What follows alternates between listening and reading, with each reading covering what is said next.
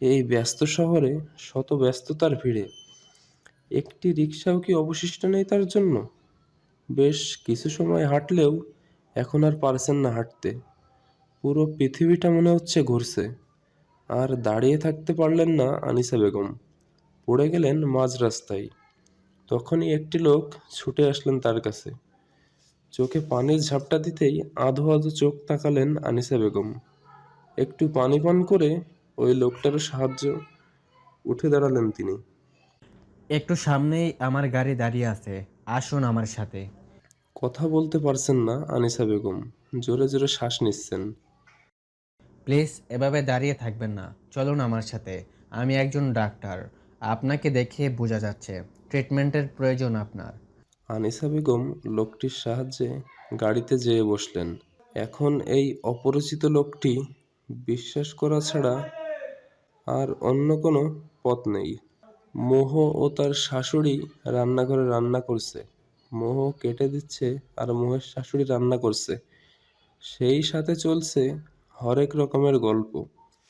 কাজের মেয়েটি ঘরের অন্য কাজ করার ফাঁকে ফাঁকে গল্পে তিনিও যোগ দিচ্ছেন। আর রিদান ও রিয়াদ সাহেব অফিসে কোনো এক জরুরি মিটিংয়ে থাকায় অফিসে আছেন। কয়েকটি দিনের মাঝেই মোহ তার শাশুড়ির অনেক ভাব জমে গেছে।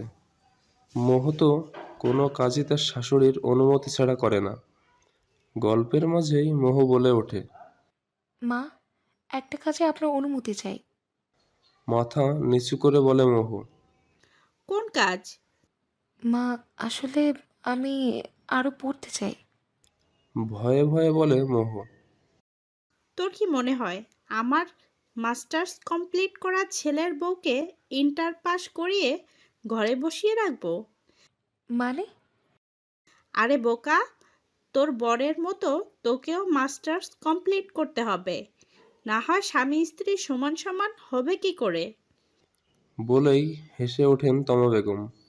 এদিকে মোহ অবাক হচ্ছে তার শ্বশুরবাড়ির সবাইকে দেখে। মোহনার বিয়ের পর মোহনাও তো পড়তেই চেয়েছিল। এতে আরুষ আপত্তি না করলেও মোহনার শাশুড়ি না করে দেয়, সাথে নানান কথা শোনায়। মোহনার শাশুড়ির চিন্তা, মেয়েদের এত পড়ে কি হবে? বিয়ে হয়েছে, বর শ্বশুর শাশুড়ির সেবা করবে আর বাচ্চা পয়দা করবে। এত পড়ে কি করবে তারা? আর পড়াশোনা করলে নাকি মেয়েদের চরিত্র ঠিক থাকে না, বরং পরপুরুষে আকৃষ্ট হয়। এমন নানান কথা শোনায় মোহনা, আর পড়াশোনার চিন্তা আনেনি মাথায়। মোহ, রিদানকে বল আজই তোকে ভর্তি করিয়ে দিতে, অনেক তো দেরি হয়ে গেল। জি মা, উনি বলেছেন আজ নিয়ে যাবেন ভর্তি করাতে। খুব ভালো। আমি চাই না আমার মেয়ে তার স্বামী থেকে একটুও পিছিয়ে থাকুক, বুঝলি? জি মা। বলেই জড়িয়ে ধরে মোহ তার শাশুড়ি মাকে।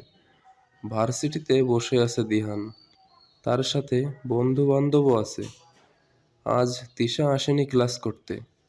মেয়েটাকে নিয়ে চিন্তা হচ্ছে দিহানের। দিহান শোন, বল। কাল তুই আর তিশা একই সাথে বেরিয়েছিলি না?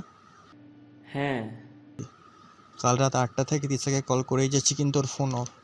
কিছু জানিস এ ব্যাপারে? এখন কি অফ? হ্যাঁ।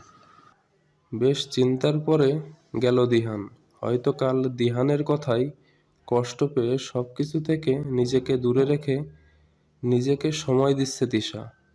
এমনটা ভেবেই এ বিষয়ে এত গুরুত্ব দিল না দিহান। তুই কেন কল দিছিলি ওকে? একটু লাইন মারতে। বলেই চোখ মারে রোশান। মানে? বারে, তিশার মতো সুন্দরী হট মেয়ে আমাদের ফ্রেন্ড গ্রুপে আছে, আর আমি তার সাথে একটু লাইন মারবো না? কথাটি শুনেই দিহানের চোয়াল শক্ত হয়ে যায়। তাও নিজের রাগটা কন্ট্রোল রাখে। লুচ্চামি ছাড়, আর তিশার থেকে দূরে থাকবি। হ্যাঁ আইসে, দূরে কেন থাকবো? মাম্মা যদি একটা চান্স পাই ছুঁয়ে দেখবার। বলেই হাসে রোহান। এবার আর সহ্য হলো না দিহানের। ঠাস করে একটি থাপ্পড় বসিয়ে দেয় দিহান রোশানের গালে। দিহানের এক থাপ্পড়েই রোশানের নাক দিয়ে রক্ত পড়তে শুরু করে। দিহানের এমন কাজে সবাই অবাক হয়ে যায়। দিহান তৎক্ষণাৎ ওখান দিয়ে উঠে বাড়ির উদ্দেশ্যে রওনা দেয় নিজের রাগটাকে কমাতে। বিকেলে মোহকে ভর্তি করিয়ে নিয়ে আসে রিদান। কোচিং সকাল 9টায় শুরু, সেজন্য এখন থেকে রিদান ও মোহ একসাথেই বেরোবে। মোহ ও রিদান ছাদে দাঁড়িয়ে আছে, হালকা হালকা বাতাস ছুঁয়ে দিচ্ছে তাদের। রিদানের হাতে একটি কফির কাপ, তবে খাচ্ছে দুজনেই একই কাপে, দুটি ঠোঁটের ছোঁয়া একে অপরকে স্পর্শ করছে বারে বার। আপনার বিপি কত হাই ছিল ধারণা আছে আপনার? এতটা খামখেয়ালি কি করে করতে পারেন আপনারা? প্রাণের কি কোনো দাম নেই?